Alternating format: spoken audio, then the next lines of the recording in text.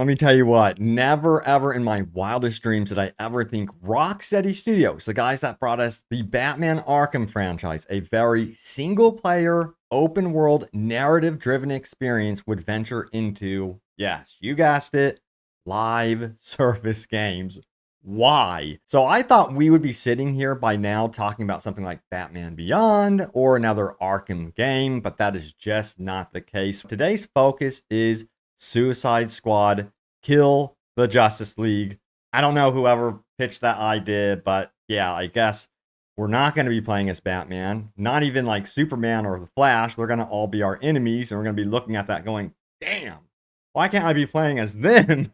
At least that's how it feels. Now, we did have some journalists fly out to Rocksteady and have the opportunity to actually go hands-on with the game for a total of 5 hours. And then also there were some fans mixed in here as well that got to play the game. So we have like a mosh pit of opinions right now about Suicide Squad. But something strange is happening as well because no one got to play beyond Act 3. And that's really, really important because in Act 3, the game apparently really opens up with the actual loadouts and what you can do with the customization with the character and gameplay. And no one has actually been able to do that themselves. Now, that could be many different reasons. Rocksteady might want to keep it a surprise, or Rocksteady is like, we're not really impressed with our own system and worried about journalists getting their hands on it. We want to update it post-launch. You know how it goes. We've been through this stuff with live service games many, many times, and that might be the case with this one. We'll have to wait and see. Besides, it is a game that's going to be forever updated. Yeah, I wanted to talk about my own impressions of the game after seeing it and witnessing it, and then also get into what journalists are saying, and then ultimately what fandoms are saying, because there's some conflicting information here. On one hand, you have journalists that are saying, hey, this game is not what we wanted. It also plays very familiar to what you have experienced with other looter shooters that have no soul, in that you will be playing this endless grind, this loop of defending an objective or securing a spot or going from point A to point B and so on and so forth in this endless rotation of just mindless gaming, I guess you would say, hoping to get new loot. On the flip side, though, you have the fans who are saying, hold up now. Yes, this is a multiplayer game from Rocksteady, but it very much is the Rocksteady DNA. There's something here that some of you might actually like, so we got to take a look at both sides of the fence. And that's what we're going to do today. But yeah, my personal opinion is this is definitely not what I personally wanted. I wanted them to venture back into the Batman Arkham franchise, and ultimately what I really think is missing from the DC universe currently, and I'm so confused and baffled as to why we're not here already, is Batman Beyond. Like, can you imagine Batman Beyond playing as, in the future in a cyberpunk dystopian type city, and then ultimately guess who's training you? Bruce Wayne, who is in his like retirement phase. He has his dog with him. I just feel what a huge missed opportunity. Anyway, so yeah, enough about Batman Beyond. Let's get back on track onto Suicide Squad. Yeah, I sat in on about 40 minutes of gameplay to see what's going on here, and it definitely does remind me of the typical looter shooter fare when it comes to an open world experience of this sort. And what I mean by that is it really, really does in many ways remind me of Anthem. Some of the gameplay actually does look really attractive and fun. It's just that it looks like it's going to be very redundant in the same way Anthem was, where enemies become repetitive and the situations you find yourself in become very, very familiar. And I have to bring up the UI. Everyone is talking about this UI. It is very cluttered. It is intense on how much information they're overloading you with.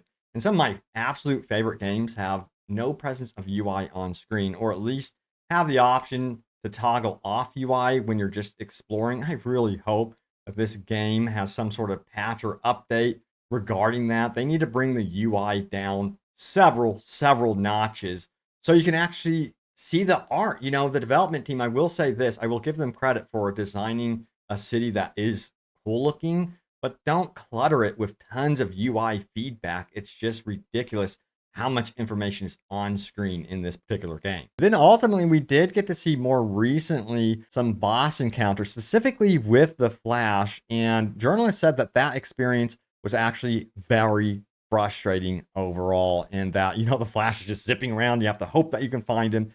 It's very difficult to actually track his movements, just constantly trying to figure out where in the hell did he go? Because, yes, he is the Flash. And in my opinion, when I think about the Flash, he would just wipe out all of the Suicide Squad. I'm sorry. I just feel like there'd just be no chance unless they have story reasons on how they can actually slow down the Flash. And it's really important to note, by the way, that IGN got it completely wrong about the Flash boss battle. They said that there was no way of slowing down the Flash. Well, actually, there is, according to sources that went to the actual event. Smaller YouTubers, everyone that played it said that there are story missions ahead of the Flash boss battle where you have to obtain equipment to actually slow him down during this boss fight. So the more you know. But for journalists, they said that it just wasn't fun. It was kind of like, blah, this boss battle experience. Now, of course, there are rewards tied into defeating bosses, into taking out multiple waves of enemies, and that's where things kind of open up with your character builds. But again, like, they weren't allowed to really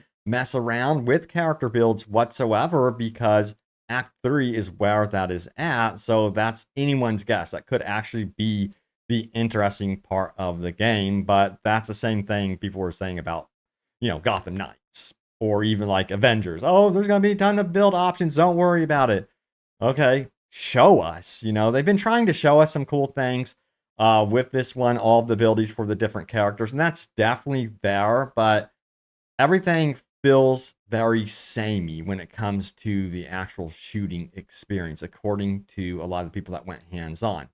Now, I did see some compliments about the game, even though it is majority of the time a lot of shooting, third-person action in that regard. I mean, you do have different weapon offerings. You have shotguns, which are more catered towards certain characters, than miniguns for the Shark Dude, and then of course Harley Quinn is going to be using dual wielding pistols. So in that regard, it is a little bit different offering. It's just there isn't really like a specific melee character that like completely changes up the gameplay experience.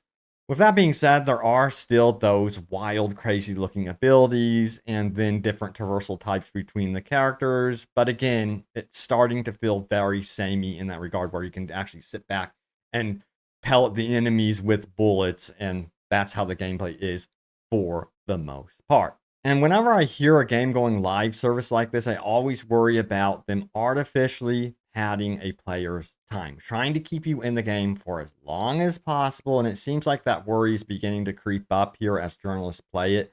They gave some examples of finishing up a mission and the timer just counted down. You're waiting for another wave of enemies and you're just waiting.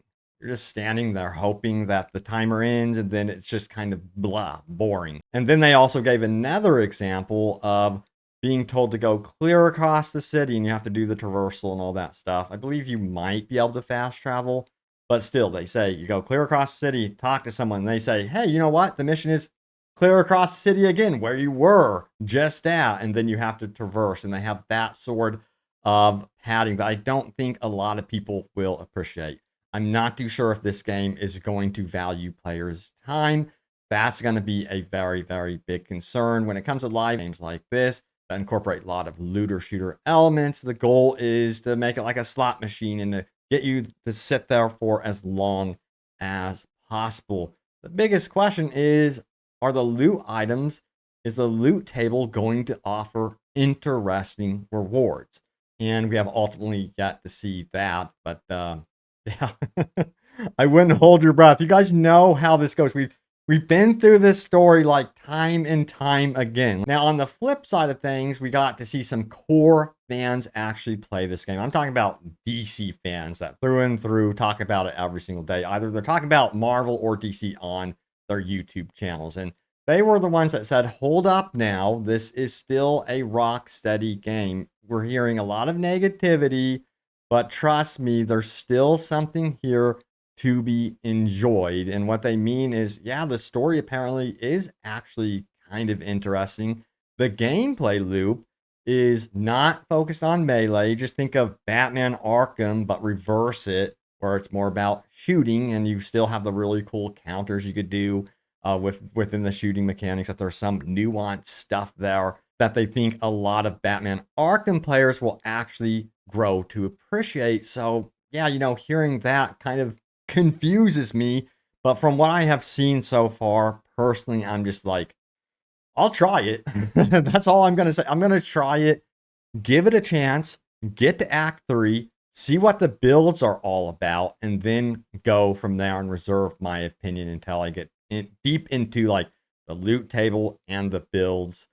And ultimately, the story, for me personally, the story is just not grabbing me. I wanted to play as Batman, or even like right now discuss a Superman game, which a lot of people are wondering, hey, are we actually going to get finally a Superman game? Could that possibly be coming under, James Gunn's leadership? I really, really do hope so. But yeah, there it is. Suicide Squad, Kill the Justice League is definitely sitting in a very strange spot right now. We'll see how this one goes because it does release very, very soon. I believe early access is January 30th, and then early February is the actual release of the vanilla version of the game.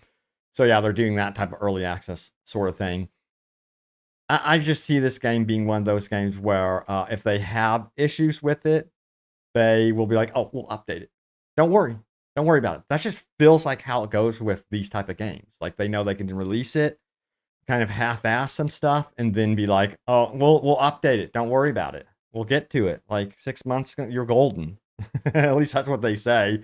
Then we all are like, well, there's this other game that's releasing. Dragon's Dogma 2 is coming out. Like, bye. So these developers that have this attitude of like wanting to fix things at launch and putting the player base through that, we're tired of it. We're just done. So I hope that's not the approach that they're taking with this game. But anyway, I have a feeling it is. But thank you all so much for watching. Stay tuned here for more Suicide Squad news. I don't know how much I'm going to report on this game, to be honest with you. We'll see. If it's just blah, I won't even be reporting on it. If it's something I'm really interested in, then I'll be playing it, right alongside you all. Yeah, I'm going to go back and play Skyrim. I'm serious. That's what I'm going to do tonight. I'm going to chill and play my Skyrim and not be bothered. But thank you all so much for watching. Stay tuned here for more open world gaming goodness, and I will see you all next time. Take care.